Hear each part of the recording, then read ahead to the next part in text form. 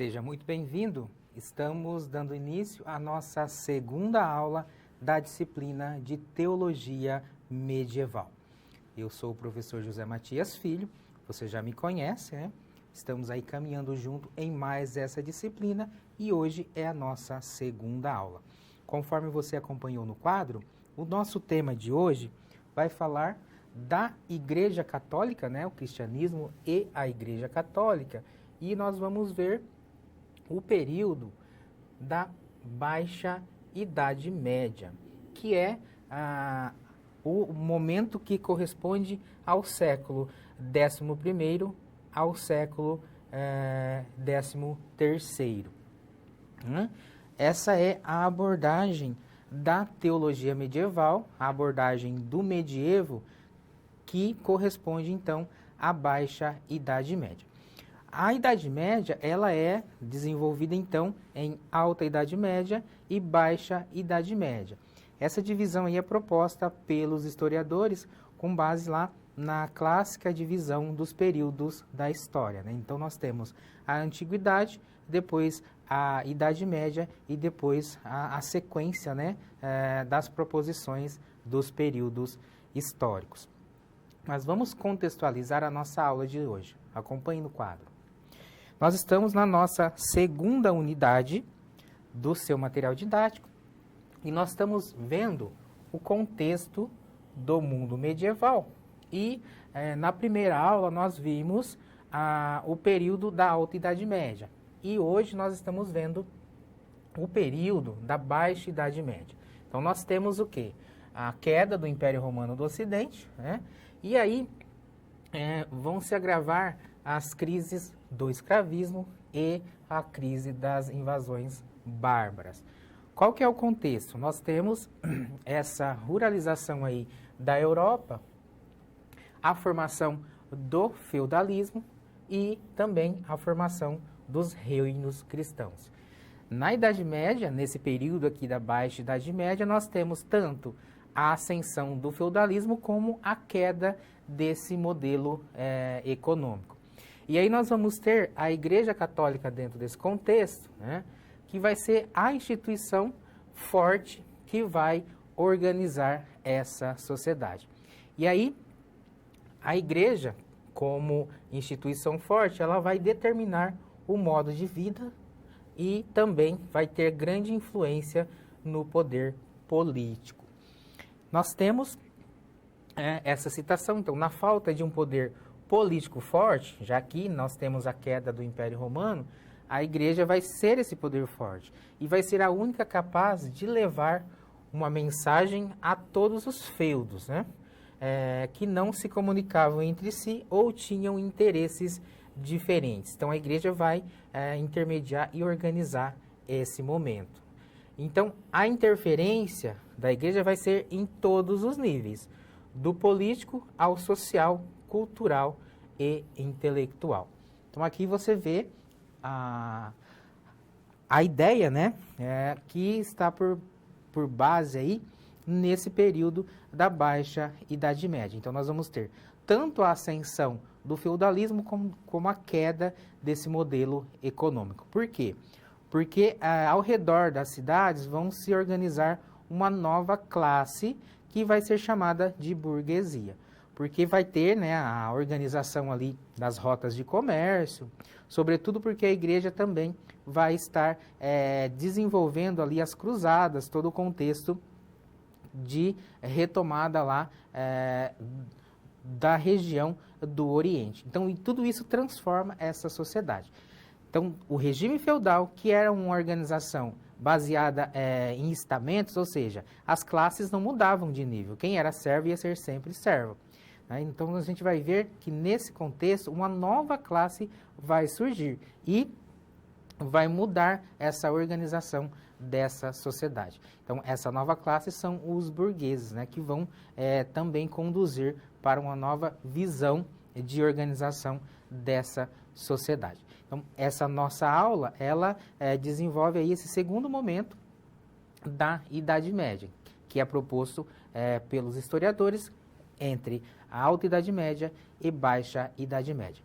E a gente viu na primeira aula todo aquele pensamento de estudarmos a história da igreja tanto por um viés histórico, aí, pelos fatos, e também por um viés de igreja como uma denominação aí, de instância transcendental, de uma instância divina, né?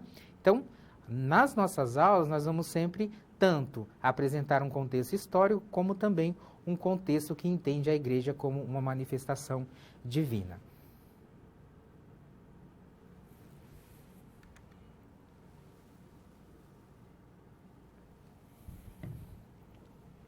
Baixa Idade Média, as transformações do período. A Baixa Idade Média é o período aí que caracteriza a partir do século XI ao século XIII. Então, nós temos diversos acontecimentos, diversas questões ali políticas, econômicas, diversas questões religiosas, já que a igreja, nesse momento, ela tem uma grande expressividade nessa sociedade. Então, a cosmovisão que predomina, né, é o teocentrismo, que é aquela visão de que Deus organiza tudo, Deus é o centro de tudo. E a igreja, ela é o quê? Ela é a manifestação da vontade de Deus. Então, tudo que a igreja faz é a manifestação da vontade de Deus. Então, a igreja realiza tudo pela vontade de Deus. Vamos ver como que se desenvolve, então, as abordagens a partir dessas ideias. A Baixa Idade Média, ela tem aí algumas características, hein? E nós já nos perguntamos, o que significa, então, as transformações desse período? Então, nós vamos ver que as transformações que acontecem nesse período têm uma importância fundamental para a compreensão depois da Idade Moderna, né? Do que vem a ser o desenvolvimento do novo período histórico. Então, a Baixa Idade Média, o que nós vamos ter aqui? Por que a interrogação? Porque nós vamos ter tanto a ascensão como crise e decadência aí, do modelo econômico vigente, que é o feudalismo. Quais são as características, ou os acontecimentos que marcam esse período? Então, conforme mencionado, nós temos as cruzadas, nós vamos ter o renascimento comercial e urbano, né? Sobretudo pela ascensão dessa nova classe social que é a burguesia. E tudo isso vai levar o quê? A crise do feudalismo e depois a formação dos estados nacionais, o fortalecimento da burguesia e também uma crise na Igreja Católica, porque a Igreja Católica vai deixar, então, de ser esse centro, então, das atenções, ou seja, ela vai deixar de organizar a sociedade da forma como vinha sendo desenvolvido. Então, o feudalismo, nós temos como um modelo econômico que não vai se sustentar, mas, no entanto, há esse auge e nesse desenvolvimento vai surgir essa nova classe que vai, então, de certa forma, tirando aquela autonomia do feudalismo. Você viu ali que, no contexto dos fatos, né, nós temos as cruzadas. Então, o que acontecia? O feudalismo era, então, a organização em porções de terra, onde um senhor feudal ele dava todas as garantias para aquela classe da população que se juntava, né, ao senhor feudal para trabalhar em troca, ter garantido o seu sustento e também ter garantia de segurança. Porque conforme você pode encontrar na história, existia aquela tendência, né, ou os ataques bárbaros, e essa sociedade vivia ali constantes ataques. E o senhor feudal, ele garantia ali tanto a segurança como também essa estabilidade, né? Porque plantando nas terras do senhor feudal, aqueles servos, eles tinham tanto segurança como alimento e aí uma certa garantia de sobrevivência. Mas a igreja era grande detentora de terras, no entanto, faltava ainda. As cruzadas, nós encontramos na literatura que é uma tentativa da igreja retomar as terras, né, para também aumentar os seus feudos. Você vai encontrar essa questão como uma das hipóteses das cruzadas. Nós sabemos que a literatura nos apresenta que as cruzadas era aquela tentativa de retomada, né, de Jerusalém para ser a sede, né, para ter ali o controle da questão religiosa, já que era o local onde Jesus tinha desenvolvido ali a sua mensagem. No entanto, há também essa vertente que apresenta que a igreja queria mais terras. Então, nesse contexto ali das cruzadas, o que aconteceu também? Um florescimento da própria sociedade. Por quê? Grandes viagens, por longos trajetos, precisava de uma organização. Precisavam comer, precisavam dormir, precisavam descansar, né? Então, também ali floresceu um comércio, né? Se desenvolveu rotas que também levaram a uma transformação daquela sociedade. E aí, quem está ao redor dessas cidades, onde se passava lá, né, as peregrinações para o desenvolvimento das cruzadas, era esse grupo que vai ascender como a burguesia. Então, esse é um pouco o contexto que nós encontramos aí a partir da literatura para essa abordagem. Então, com isso, um comércio vai sendo desenvolvido que dá ascensão a essa nova classe, que, de certa forma, vai ser um pouco a queda do feudalismo, porque aquela base de subsistência vai deixar de existir, porque agora há outras necessidades. E aí isso vai fomentar esse comércio. E aí a saída desse povo que está ali nos feudos de volta para as cidades. Então nós vamos ter o desenvolvimento dos grandes centros e um desenvolvimento expressivo do comércio. E a isso há também essa mudança na organização da igreja. Acompanhe no quadro. Nós vamos ver essa mudança econômica, né? Que, como mencionado, de uma produção de autossuficiência para uma produção de mercado, ou seja, uma produção não em escala como nós entendemos hoje, né, na produção industrial, mas uma produção que é maior. Então, aquele modo de produção agora, né, para o mercado, vai ser um renascimento comercial. Então, também isso traz essa mudança social. Então, vamos ter um novo grupo que agora é a burguesia. Com isso, novos valores vão surgir. Aquela ideia teocêntrica, né, pautada lá pela igreja, ela vai mudar. Por quê? Porque há uma convivência maior. O comércio, as cidades expressivas, né? E todo esse excedente traz o quê? Uma nova maneira de pensar. Então, todas essas mudanças, elas trazem também um novo tipo de homem. Então, vai ser fomentado novas ideias e que dá origem aos movimentos renascentistas, né? O renascimento cultural aí no século seguinte, né? No século XIV. Então, do século XI ao XIII, né? A igreja ainda tem essa expressividade, mas aí toda essa transformação vai sendo dando origem a uma queda, né, tanto do sistema econômico como também desse poderio da igreja.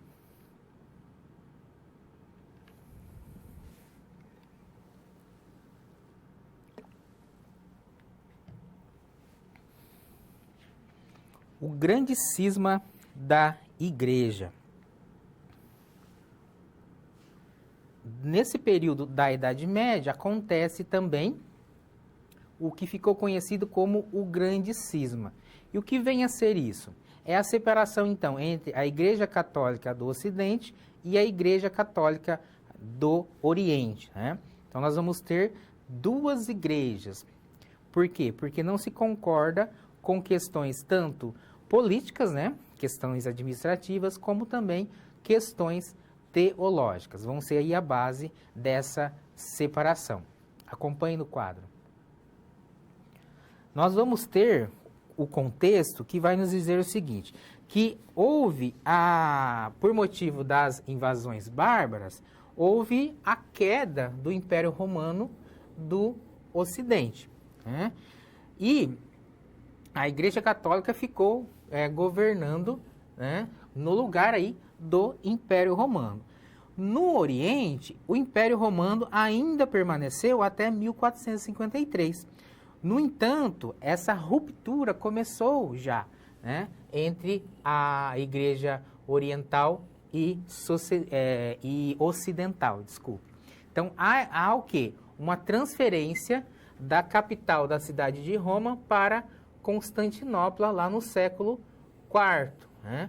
E aí nós ficamos com essa relação, tanto a Igreja de Roma como a Igreja de Constantinopla. E o que acontece?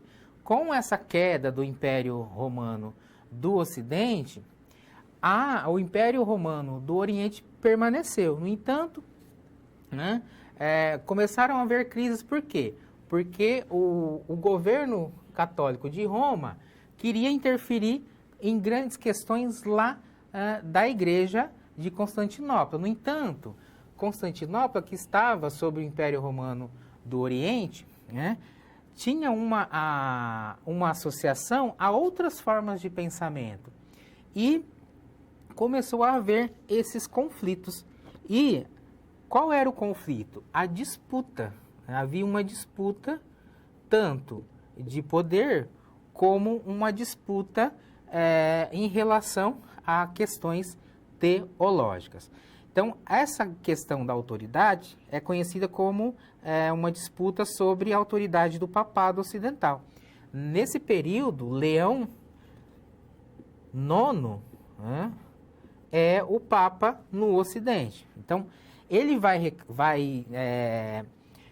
questionar, né, questões litúrgicas na Igreja do Oriente. E também as relações que haviam da Igreja com o imperador lá do Oriente, que era o Constantino, né, que é do Império Bizantino. Então, nós vamos ver que o cisma, como é entendido, né, que é essa divisão formal e voluntária da unidade da Igreja cristã. E o contexto, né, como já mencionado, são essas relações de conflito, né, entre Oriente e Ocidente. As disputas da Igreja vão ser por questões eclesiásticas e teológicas. De certa forma, o poder, né, e também propriedades, né? Então, há uma invasão dos povos normandos. Então, nesse momento, né, dessas disputas entre as igrejas, tanto ocidental como oriental, né, vai-se haver aí uma formação do Império Bizantino, como a gente encontra na literatura. Então, o Império Bizantino vai marcar esse momento de conflito, e aí as igrejas vão se romper, né?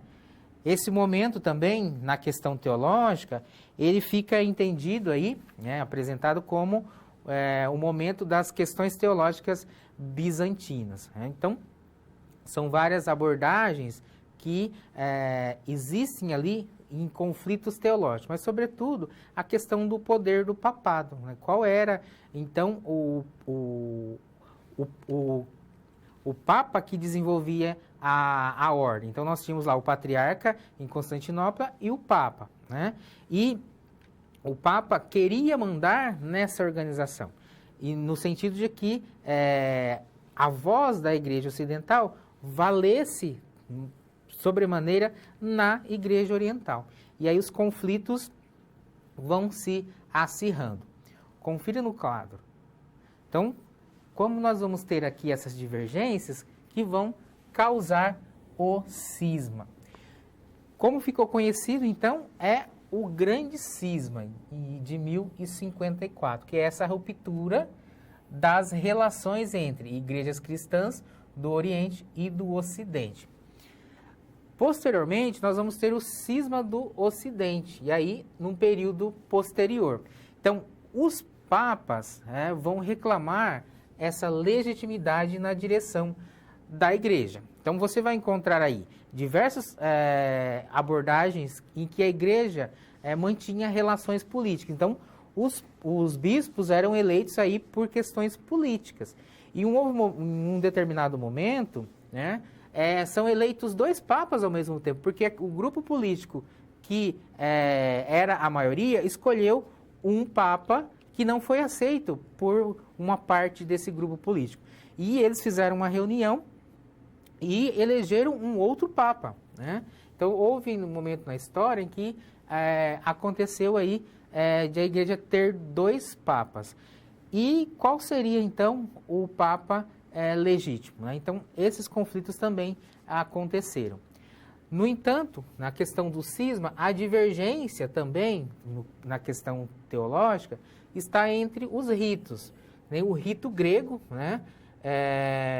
Em Constantinopla, e o rito latino em Roma. Então, nas questões teológicas, os ritos também foi um problema. Essa confusão, né, digamos assim, ela permanece até hoje. Então, há ainda esse distanciamento entre a Igreja Oriental e a Igreja Ocidental. No entanto, em 1965, houve uma tentativa aí de reaproximação. Hoje há um diálogo. Isso foi no período do papado do Paulo VI, né? E o patriarca Atenágoras I. Então, houve esse começo de uma aproximação das duas igrejas. Então, as questões teológicas que surgem naquele contexto ficaram conhecidas como questões bizantinas. Então, é bastante conhecimento, né, desse período, sobretudo por quê? Porque não são apenas questões teológicas que estão nesse contexto, mas também questões políticas. Então, a nossa ideia aqui é apresentar essa cisão, né, que foi entendida como o grande cisma.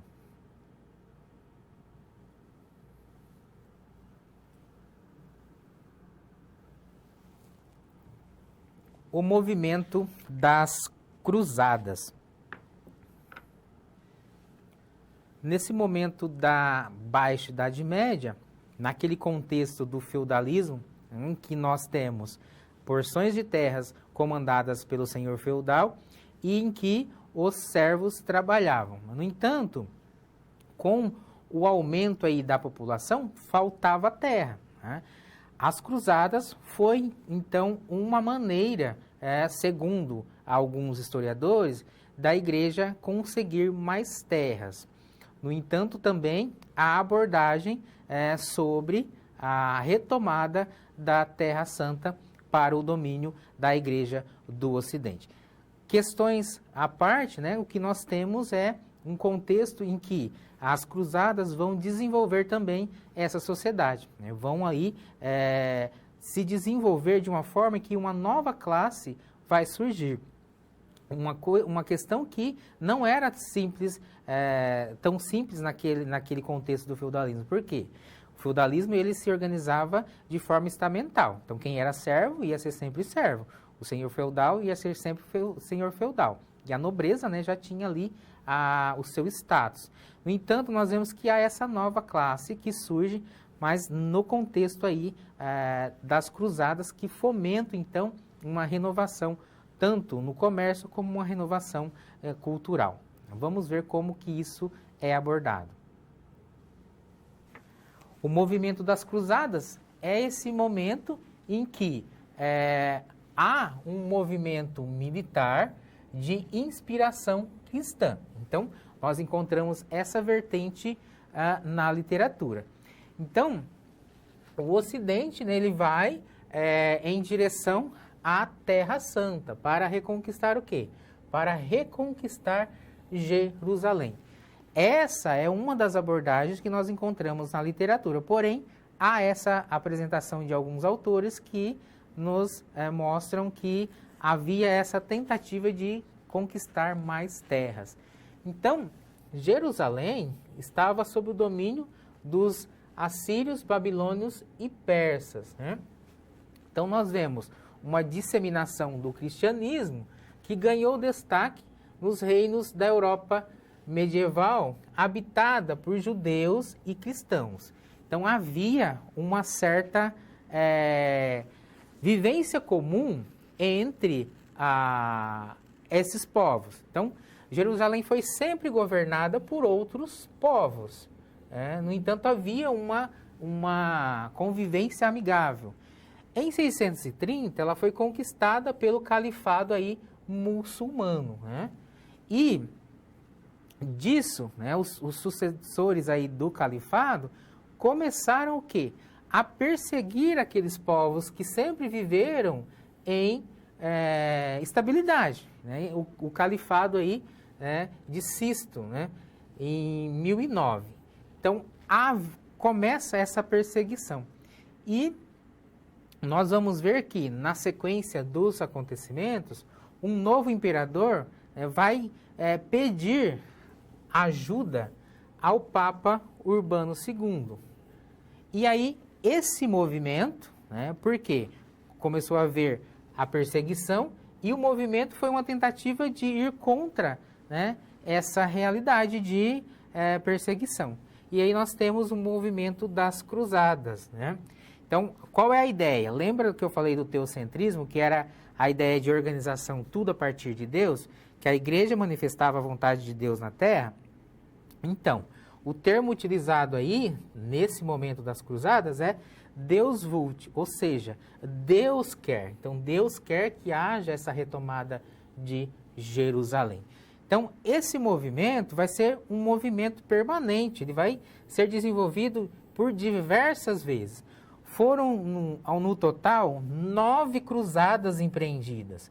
E a história nos relata que algumas delas foram aí sangrentas, né? Por quê? Porque havia um império lá, né, em Constantinopla, que vinha ao encontro. Então, havia ali um conflito, né? No entanto, as cruzadas, elas tiveram êxito, sobretudo no sentido de que ajudaram a fomentar essa organização que nós vemos que deu aí a ascensão dessa nova classe social, que são os burgueses. Acompanhe no quadro. Nós vamos ver que as consequências aí das cruzadas foram as seguintes. Nós tivemos esse renascimento comercial, porque nas rotas, né, por onde passavam as cruzadas, se estabelecia também rotas comerciais entre a Europa e o Oriente Médio, né? Imagine você indo para um outro país, você vai trazer coisas de lá e vai levar, né? Então, há esse estabelecimento de rotas de comércio. Então, há novas possibilidades de comércio, que são conhecidas como feiras de comércio. Então, nesse sentido, há também um renascimento urbano, né? E essas feiras de comércio vão dar lugar às cidades, porque, como eu mencionei, aquele povo que estava ali nas cruzadas, eles precisavam descansar, eles precisavam se alimentar, e aí há uma formação de cidades também, e isso é o renascimento que vai ser promovido no contexto urbano. Então, vão ser estabelecidas também novas relações de comércio e o desenvolvimento de atividades urbanas. Nós vamos ver que a mercadoria de troca, né, vai ser passada também para, novamente, o uso da moeda. Por quê? Porque quando houve as invasões bárbaras, havia se extinguido o comércio por meio de moedas. Aí o feudalismo é o quê? É aquela troca entre o senhor feudal e os servos do alimento que é produzido. O excedente fica lá com o senhor feudal e vai para a nobreza, e não havia moeda mais. Mas com esse contexto de renascimento urbano, há novamente a retomada aí do uso da moeda. Então você veja que há toda uma organização que foi proporcionada pelo movimento das cruzadas. Então, da mesma forma que as cruzadas são entendidas como essa retomada, né, de Jerusalém por ser a Terra Santa, todo esse sentido espiritual, a literatura, os historiadores também nos apresentam que há essa ideia de que as cruzadas fomentaram esse renascimento urbano, como também, né, numa tentativa da igreja de ter mais posses, ter mais terras para as famílias que aumentavam ali no contexto dos feudos, né? Então precisava de mais terra. Mas tudo isso são abordagens que nós encontramos a partir da literatura.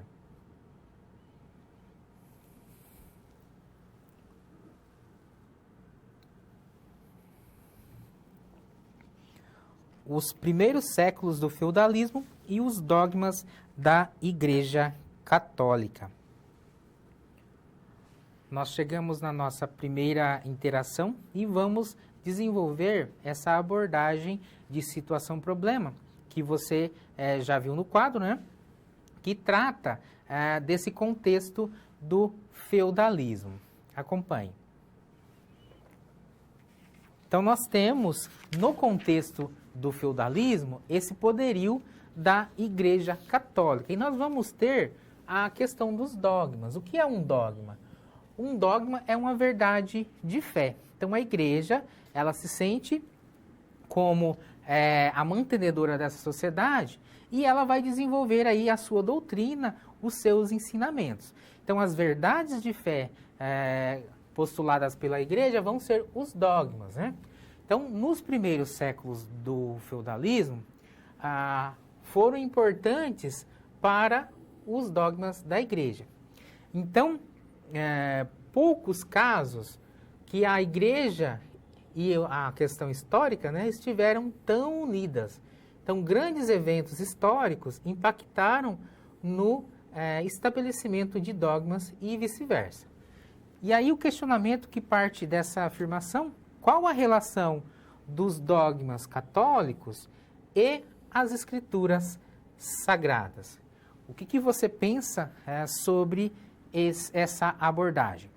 Nós estamos vendo, então, a teologia medieval e estudando essa abordagem sobre o cristianismo e a Igreja Católica. E os dogmas católicos, eles fazem parte, são a base aí da estruturação da própria doutrina católica. E o nosso questionamento: qual a relação dos dogmas católicos e as escrituras sagradas? Vamos ver uma resposta possível. Então, os dogmas católicos, como eu mencionei, o que é um dogma? O dogma é uma verdade de fé, né? A Igreja postula na sua doutrina uma verdade de fé.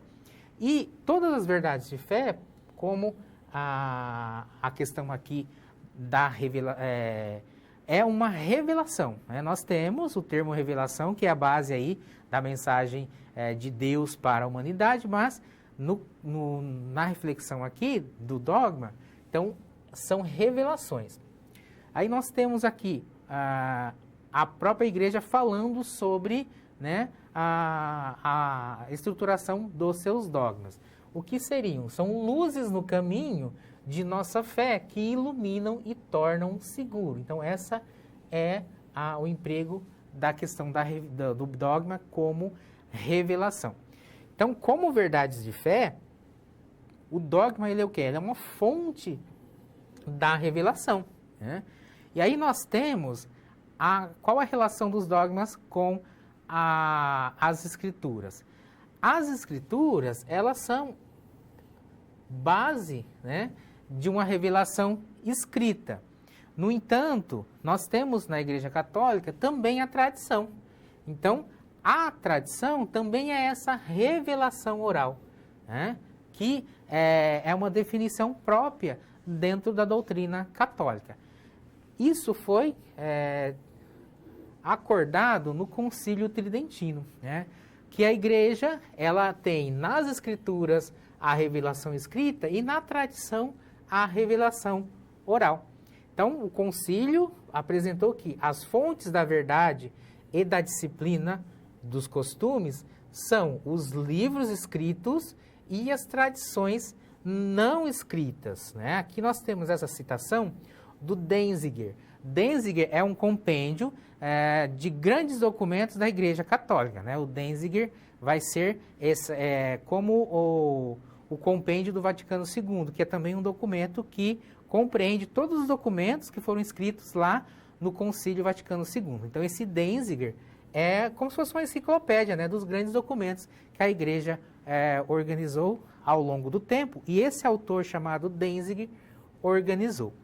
Então, nós encontramos que os dogmas da Igreja Católica são o quê? São o depositum fidei, aqui do latim, né? O depósito da fé. Então, a Igreja baseia-se na revelação escrita, mas também na tradição. E aí, nós temos a ideia por trás desse depósito da fé, que é qual? É que a Igreja, ela segue aquele mandado de Jesus Cristo lá do Evangelho de Mateus. E depois, ensinai a todas as nações, ensinai-as a observar tudo o que vos prescrevi. Então, a Igreja, ela guarda esse depósito da fé, que é a mensagem de Jesus Cristo, e também essa mensagem que continua sendo revelada através da tradição da Igreja.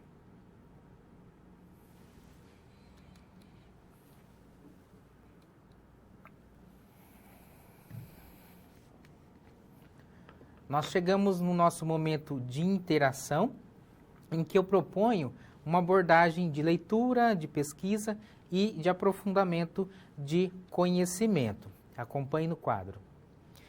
E aí o questionamento que eu tenho por base para esse aprofundamento é: você conhece a eclesiologia e doutrina da sua denominação religiosa?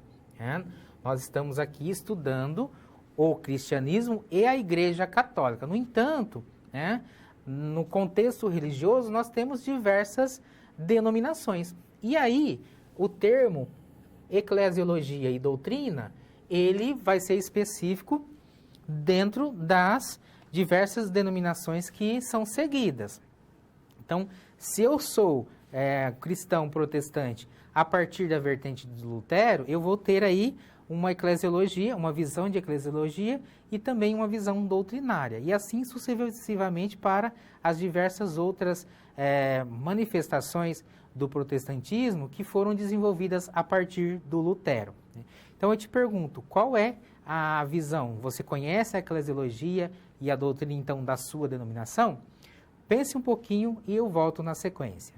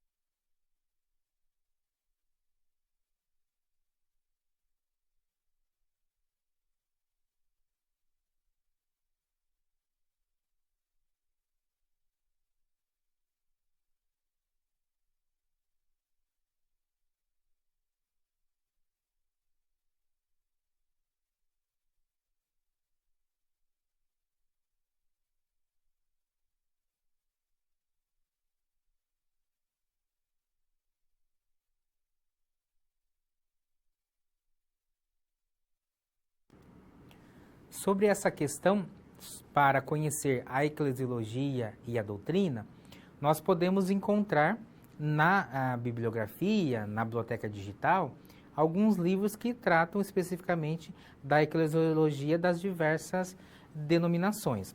No entanto, como a gente está estudando aqui o cristianismo e a Igreja Católica, para esse momento de interação, eu te indico uma obra que vai abordar a eclesiologia da Igreja Católica. Acompanhe no quadro. Então, nós vamos ter aí a indicação desta obra, que é do Bacardí, né? Arlene Denise Bacardí. E aí, a obra toda vai falar da eclesiologia católica. É um livro que também tem uma visão didática, né? Ele é interessante para conhecer e aprofundar aí as abordagens. Nós vamos ter lá a institucionalização da igreja na Bíblia, né? As notas da igreja, ou seja, os documentos que vão ser desenvolvidos. Então, a própria organização aí da igreja ao longo da história. E vamos ter também a igreja vista a partir do Concílio Vaticano II, né? Os modelos de igreja que vão ser desenvolvidos e a igreja no Brasil e América Latina. Aqui são alguns dos tópicos, né, que esta obra aborda. Então fica aí a dica de leitura para você, para conhecer um pouco mais essa eclesiologia católica. Se você segue uma outra denominação, nós também encontramos lá obras na biblioteca digital que tem um viés sobre a doutrina e sobre a eclesiologia de diversas outras manifestações, né? Aqui nós encontramos de credo e de desenvolvimento de pensamento religioso.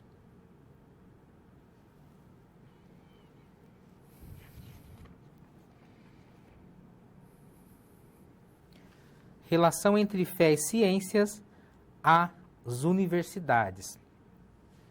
No contexto da Idade Média, nós temos também o estabelecimento das universidades, ou seja, a organização, o nascimento do que nós conhecemos por universidade. Então, lembre que a Igreja Católica ficou como a herdeira de todo aquele conhecimento e de toda aquela cultura do Império Romano, né, daquele contexto romano. E ela vai organizar essa sociedade, aí nós temos a Alta Idade Média, a Baixa Idade Média, e mais para o final da Baixa Idade Média, nós temos a igreja que se volta para pensar a educação. Você se lembra lá que naquele contexto do feudalismo, que dá origem ao renascimento urbano, né, cultural e urbano, começa a também ter uma organização das corporações de ofício. Por quê? Porque diversos serviços eram oferecidos naquela sociedade. E os mestres, né, de conhecimento, eles também começaram a ter adeptos. Não? Aqueles jovens começaram a querer aprender as diversas funções. E eles se achegavam aos mestres de conhecimento, como a gente vai encontrar na literatura. E essas corporações de ofício vão ser as diversas organizações que vão se dar desses mestres de ofício, que vão estabelecer uma espécie até mesmo de sindicato, por assim dizer, né? Não seria esse o termo usual, mas eles começaram a se organizar, né, em uma espécie de cooperativa também, e disso se dá início às corporações de ofício. A igreja, depois, ela começa, então, a institucionalizar essa educação, né? Então, esses mestres de ofício, né, nessas corporações de ofício, vai ser também a base para pensar essa universidade medieval. Acompanhe no quadro. As universidades europeias, elas vão ser, então, o berço das instituições de ensino aí do século VIII, né?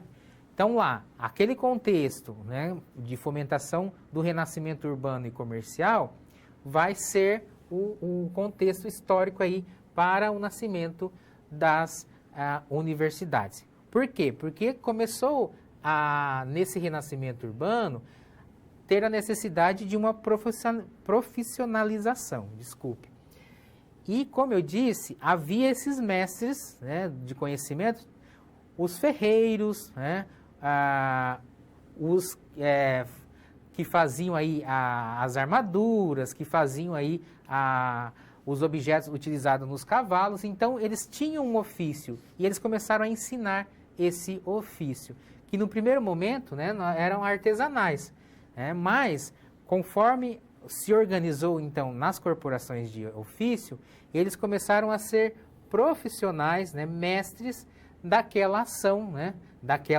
daquele fazer. E essa ação começou a se dar de forma organizada, né, como eu mencionei. Então, por haver procura por essa profissionalização, o termo correto lá, né, que eu falei sindicato, que não é o termo correto. O termo correto é associações, né, que deram início a essas corporações de ofício, né, ou também conhecida como guildas. E a igreja, ela também fazia parte desse contexto, né? Só que, sim, a igreja na organização da educação era para aqueles que tinham mais posses. Então, nós vamos ter aí que os estudos aí organizados pela igreja eram estudos mais complexos, né? Lá, o século XI. Né? E o estudo era mais voltado para os próprios funcionários da igreja, né? Funcionários do rei, né? E aí as outras classes começaram a se organizar ao redor dos mestres de ofício, os mestres do saber, né? Então, nessa Europa feudal, a organização da educação, ela era um monopólio da igreja, né? Nos mosteiros, né? E aí, essa demanda nova que surge traz a nova organização das corporações de ofício, né? E também, pela associação desses mestres de ofício, das corporações de ofício, vai surgir o que nós conhecemos por professores, né? Nas cidades europeias. E aí a educação, né? O ensino passa a ser, então, uma profissão e tornam aí a educação esse caráter de profissão, né? Então, a profissão de professor, como eu mencionei, que era a corporação de ofício, começou a ser organizada de forma didática, né? Também a ser cobrada, e toda essa ideia, né, vai dar o desenvolvimento dos professores mestres como nós conhecemos. E aí temos destaque a escolas que estão no contexto da Europa Ocidental, que vão dar origem às universidades. Partindo já daquele momento, são universidades que existem até hoje. Nós temos lá em Paris, Bolonha, Nápoles, Oxford, né, que são as primeiras universidades que foram desenvolvidas aí, desculpe, a partir, né, desse contexto da Idade Média, né, da Baixa Idade Média. Tá bom? Então, esse aí é o contexto, né, que a igreja tinha esse poder, né, também de organizar a educação. Mas como era uma educação de nível mais elevado, era a cargo dos membros da igreja ou também dos membros ali da nobreza. Mas a classe menos favorecida se organizou, né, por meio desses mestres de ofício, as corporações de ofício, e tudo isso levou a que chegasse a profissionalização do saber, ou seja, o professor entrou em cena aí e deu também origem a essa realidade da universidade, que é o que nós temos vigente até hoje.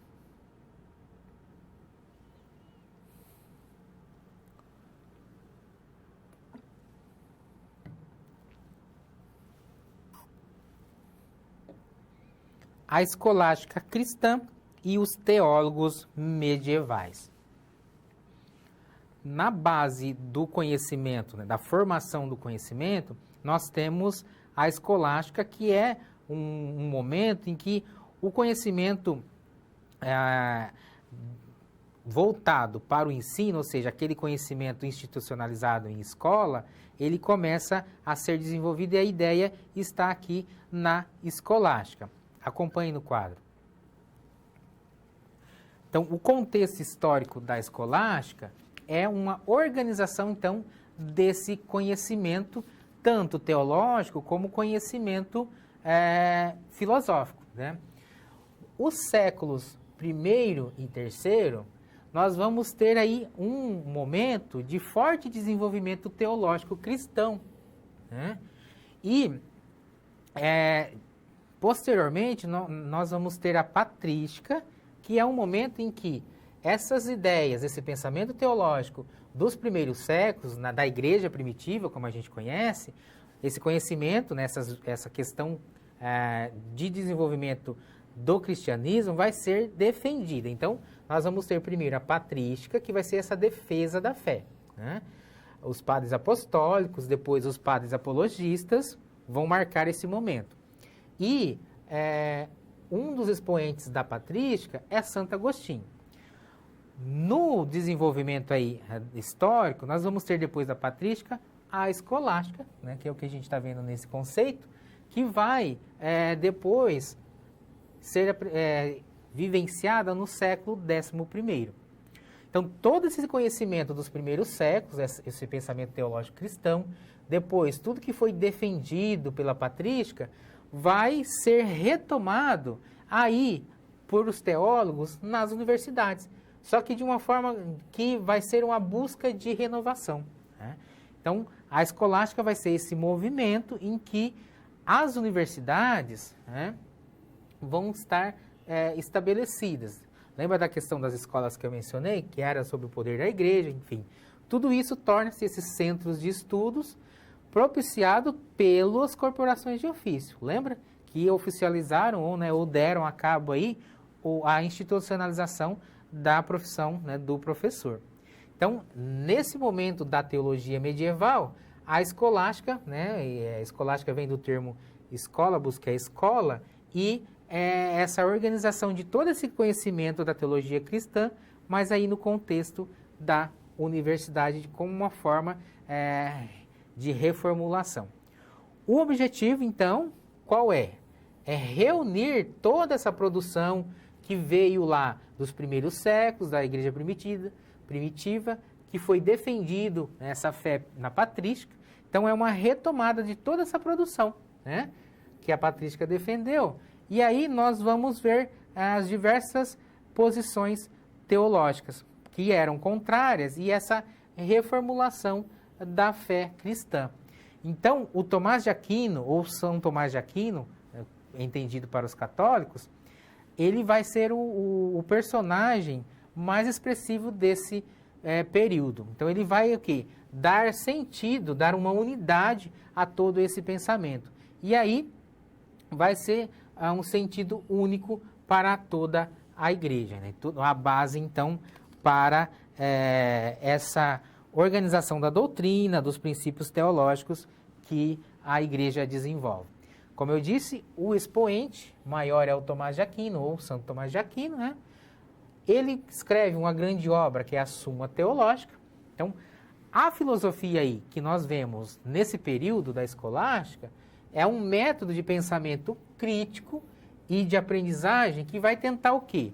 Conciliar a fé cristã e o pensamento racional. Sobretudo, aquele pensamento grego, que era um pensamento pagão, ele vai ser cristianizado, por assim dizer, né? Então, a filosofia, que tinha traços clássicos lá e helenísticos, né? O pensamento de Platão e de Aristóteles, eles vão ser cristianizados. Então, esse pensamento grego, né, por exemplo, de temas sobre a providência, revelação divina e criação, ele vai ter que ser harmonizado a partir da fé cristã. Então, nós vamos ter uma harmonização entre fé e razão. Então, esse movimento da escolástica foi o quê? Foi uma resposta das exigências da fé, né, as exigências aí da fé cristã, que é a guardiã dos valores espirituais e morais de toda a cristandade. A cristandade é todo esse período que é desenvolvido durante a Idade Média. Tudo isso no contexto da Europa, né? Para o quê? Para comungar de uma mesma fé. Então, as ideias vão ser reformuladas, a doutrina da igreja vai ser reformulada. O Tomás de Aquino foi, então, esse grande expoente que levou a essa organização, né, para que aí toda a Europa comungasse aí dessa mesma fé. Então, você vê que a escolástica, ela resume, né, períodos anteriores. Então, os primeiros séculos, de 1 a 3º, é o quê? A igreja primitiva, que faz a organização da fé. Então, nós temos ali a igreja nascente. Nós já estudamos isso em outras disciplinas também, você tem aí uma base já.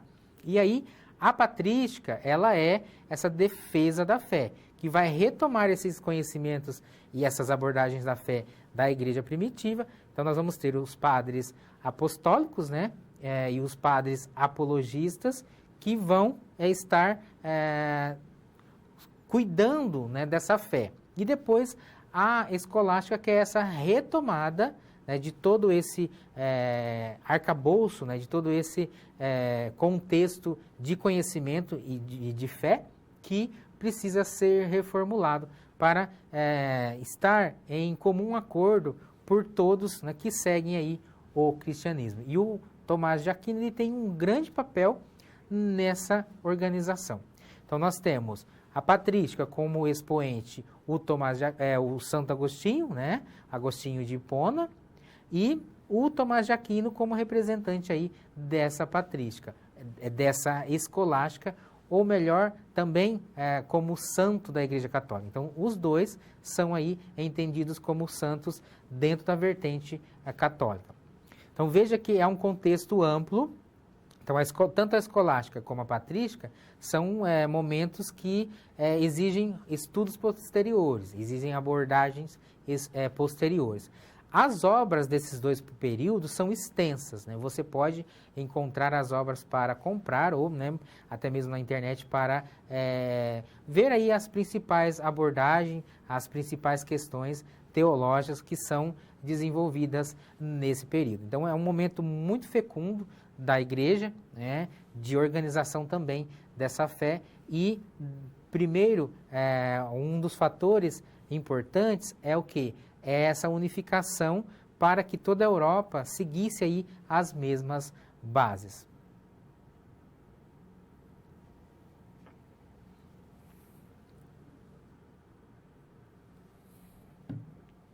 A arte na Idade Média.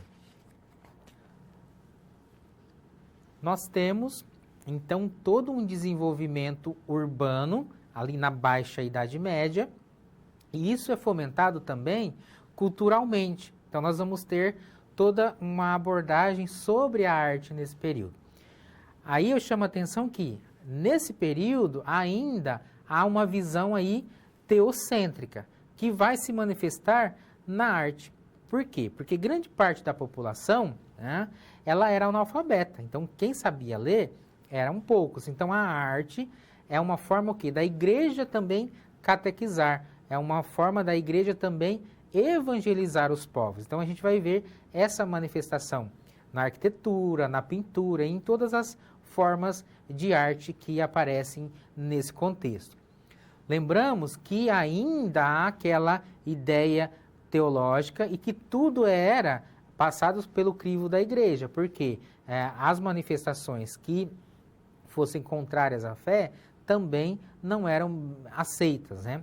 Só que a gente vai ver que há um momento em que há uma mudança e a arte vai também seguir uma nova vertente. Mas vamos ver esse contexto, como que se dá essa arte na Idade Média. Nós vamos ver o contexto, que é o renascimento urbano e comercial, né? Nós vamos ter também os mosteiros reformados, né? Reformado aqui é a questão da abordagem que se faz. Então, toda a espiritualidade, nesse contexto, ela tem uma inspiração urbana. Nós vamos ter prédios altos, naquelas altas igrejas, que manifestam o quê? Uma constante vigilância. Então, as igrejas, elas vão ter o quê? Uma função pedagógica. Então, nós vamos ver que a igreja, ela vai ser a palavra de Deus. Então, o próprio prédio, a arquitetura vai manifestar essa palavra de Deus. Porque, como eu mencionei, a grande parte da população era o quê? Era analfabeta, desculpe. Então, as Bíblias vão ser Bíblias de pedra que vão apresentar essa arquitetura, essa palavra de Deus por meio dos templos. E aí esse efeito vai se dar na arte, né? Então nós vamos ter aí um choque emotivo, porque as igrejas elas vão ser, né, lugares bonitos de se ver, né?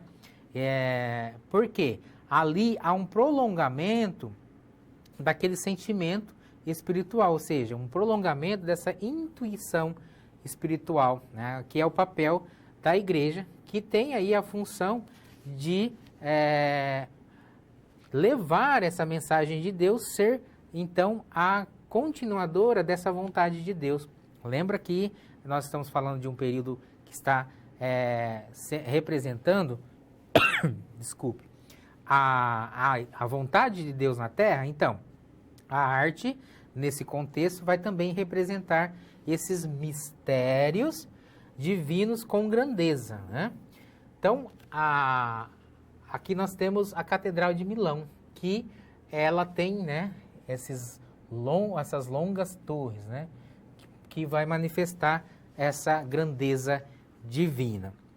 Então, nós temos uma conciliação de racionalidade, né, na tradição religiosa, nessa arquitetura que se apresenta. No entanto, a igreja ela vai filtrar o quê? Tudo que for produção científica e cultural, que não tiver o viés aí religioso, né? Então, esse século XI vai apresentar na arquitetura das catedrais, os afrescos, os próprios cantos litúrgicos, né, os cantos gregorianos. Até hoje, nas igrejas da Itália, os instrumentos mais usados, o instrumento, no caso, mais usado é o órgão, né? Aqueles órgãos de tubo, que a gente não encontra mais aqui no nosso contexto do Brasil, né? Então, vão ter lá as estátuas, as imagens, né? Tudo isso manifestando aí essa grandiosidade de Deus. Então, a igreja, ela é um prenúncio dessa beleza do céu, né? Adornado aí pelas pedras preciosas em geral.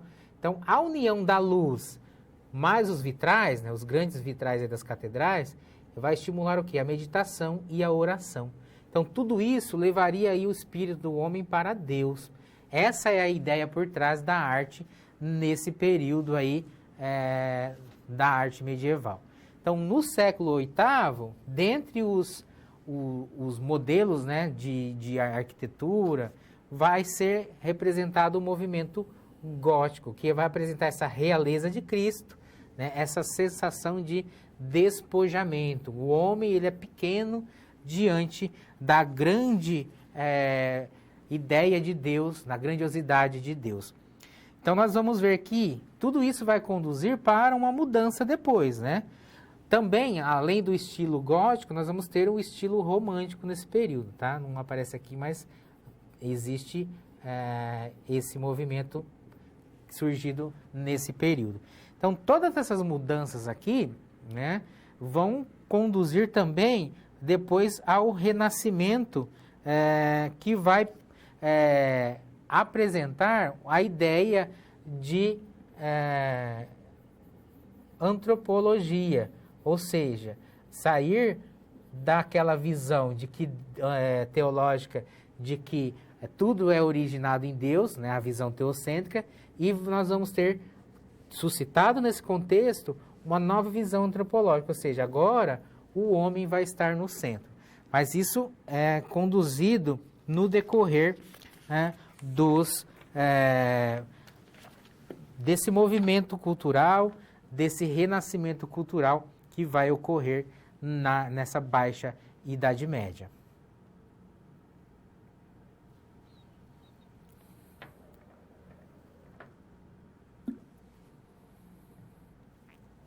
Uma visão de mundo a partir do conceito de Idade Média.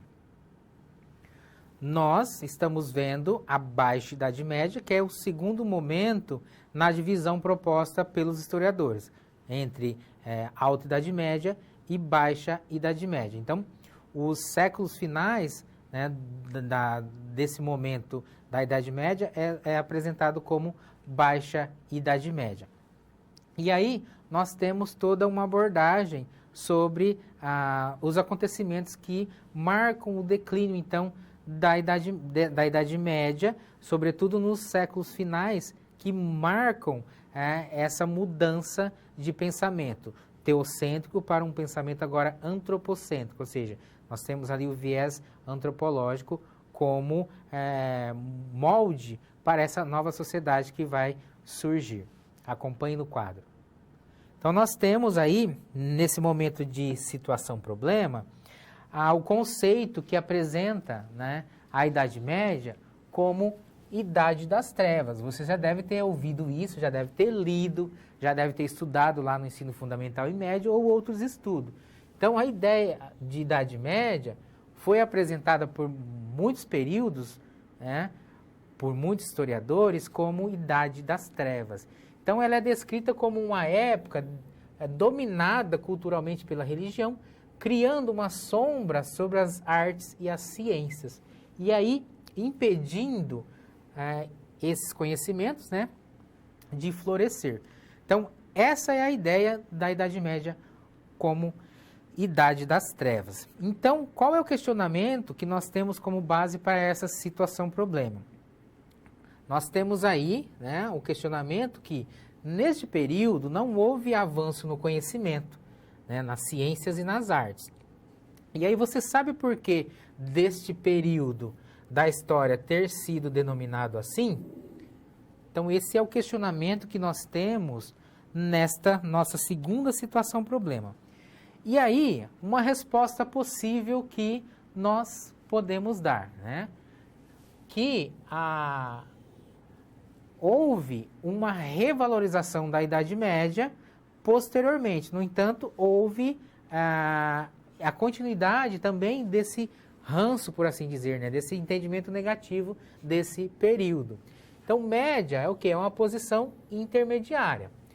Os pensadores do século XVIII, sobretudo aí os iluministas, né, vão dizer, né, sobre a antiguidade clássica e sobre a idade moderna. No entanto, a visão de mundo, né, vai desconsiderar, né, esse período como um período que tenha trazido algum avanço, né? Então, a gente vai ver isso nessa história europeia, que vai desconsiderar, né, no caso aqui, regiões nesse contexto da Idade Média. Então, os renascentistas, eles vão ser herdeiros do pensamento e da ciência. Então, estes vão, né, se pautar na antiguidade dos gregos e romanos. E a Idade Média vai ser entendida como esse momento das artes e ciências, mas de uma forma negativa, com esse declínio. Somente no século XIX que vai haver essa revalorização propriamente dita do que foi a Idade Média. Por quê? Porque o romantismo ele vai revalorizar os elementos medievais.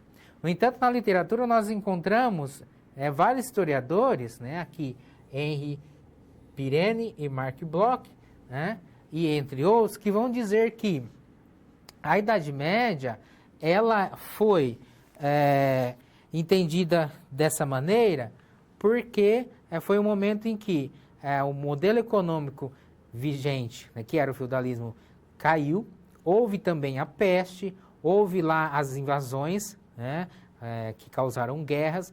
Então, tudo isso foi a real ideia de um momento negativo. E não propriamente dito, né, como o papel da igreja como que fez algo de ruim, que desenvolveu as atrocidades. Então, nós encontramos essas vertentes na literatura, né? Nós sabemos que há diversos acontecimentos que, nos primeiros séculos da Idade Média, foram realmente acontecimentos que depois a igreja veio pedir perdão, né, para a humanidade.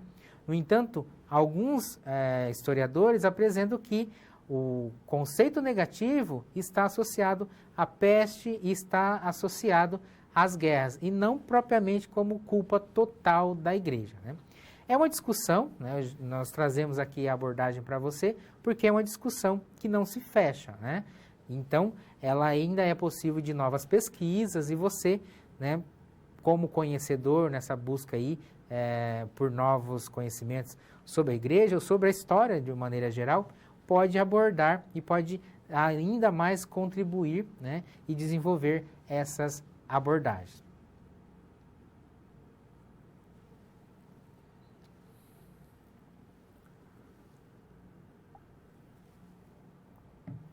Nós chegamos em mais um momento de interação e eu proponho aí, né, um questionamento, uma leitura e uma indicação para aprofundar o seu conhecimento. Acompanhe no quadro. Eu tenho aí um questionamento como base, né, inicial. Então, qual a influência das representações religiosas na sociedade e na nossa vida, né, naquilo que conduz a nossa visão de mundo?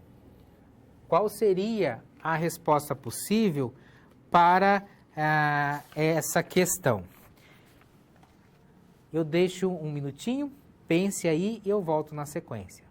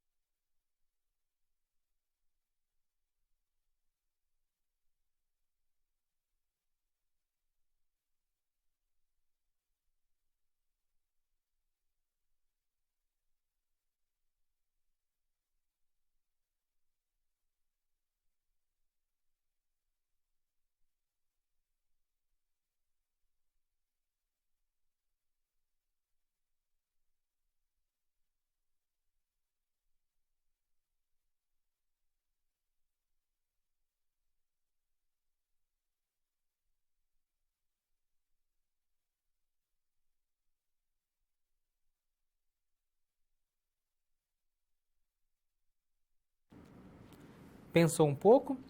Nós sabemos que a religião, ela se faz presente no nosso contexto, né? Nós não temos como fugir da religião. Seja você crente ou não, né? Seja você aí alguém que professa uma fé, né? Então entenda crente aí como aquele que professa uma fé. Então, seja você crente ou não, nós estamos diante do contexto religioso. Por exemplo, se você passa em uma praça, você pode ver uma igreja, né, ao lado. Então, independente de você seguir, participar de alguma crença, a igreja está lá. Então, você não tem como fugir, no caso desse exemplo, né? Ou das manifestações religiosas que a gente encontra, né, sendo professadas no nosso contexto. Então, a igreja, né, a católica ou qualquer outra denominação ou outra profissão religiosa, ela vai estar presente no nosso contexto. Nós somos um Estado laico que também dá o direito de professar a fé a qual cada um se sentir melhor, né? Então, essa tradição religiosa, ela vem, né, a fazer parte da nossa vida. Nós somos herdeiros de uma tradição religiosa. A nossa forma de pensar, ela é fruto de condicionantes religiosos, queira nós ou não, né? Então, para desenvolvermos essa abordagem, no caso do estudo do cristianismo e da Igreja Católica, é necessário também conhecer um pouco sobre a Igreja Católica. E aí eu trago uma indicação de leitura, acompanhe no quadro. A indicação de leitura é desse autor aí do Diel, né, Rafael de Mesquita Diel, que apresenta os documentos contemporâneos da Igreja, né? E os documentos, por exemplo, o Evangelium Vitae, Deus Caritas Est, a Evangelho Gaudium, né? São alguns dos documentos que fazem parte aí da organização da Igreja Católica. Evangelium Vitae, né, do João Paulo II, nós temos Deus Caritas Est, do Bento XVI, a Evangelho Gaudium, que é do Francisco, né, agora mais recente. Então, aí são algumas obras, né, que apresentam essa visão da Igreja Católica.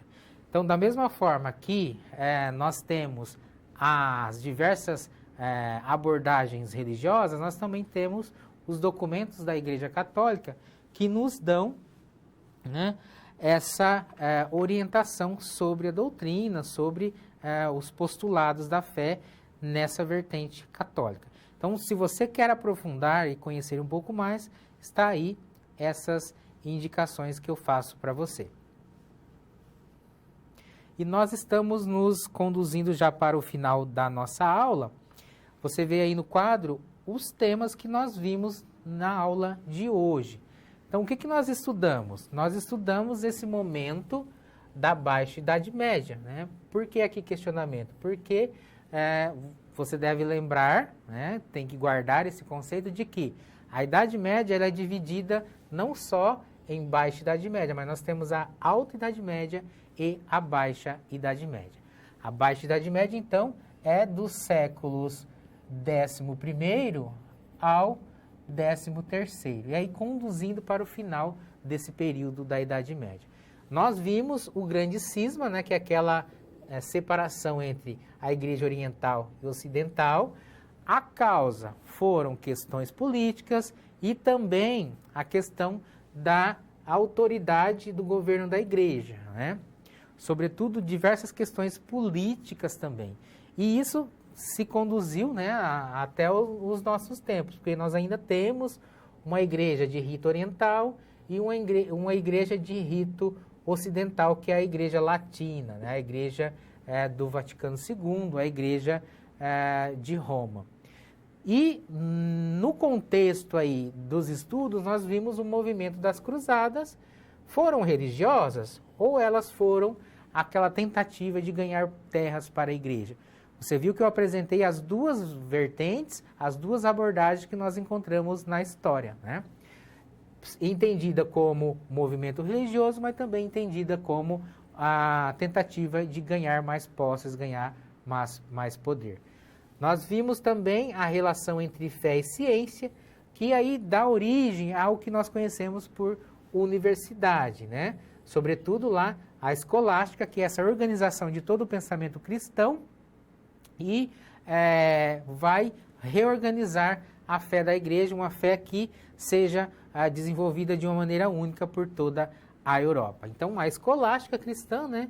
Nós vimos os teólogos medievais lá, o Tomás de Aquino e o Agostinho, né? São Tomás de Aquino e Santo Agostinho para os católicos. A última parte nós vimos a arte na Idade Média, sobretudo esse modelo gótico, que era aquela manifestação do poder de Deus, a grandiosidade de Deus na arquitetura, nos vitrais, em toda a organização do templo, né? Para o quê? Para catequizar também, porque grande parte da população era analfabeta e ali a arquitetura, a igreja, como era organizada, manifestava também essa catequese e manifestava ali essa evangelização, que é a missão da igreja. Tudo bem? Então, até aqui nós vimos toda essa abordagem da Baixa Idade Média. Como eu disse lá na primeira aula, o momento da Idade Média é um momento muito extenso. São 1000 anos aí de história, de conhecimento, de discussões, de abordagens, que não conseguiremos abordar tudo aqui, né? Nós estamos apresentando ideias principais, né, desse momento histórico.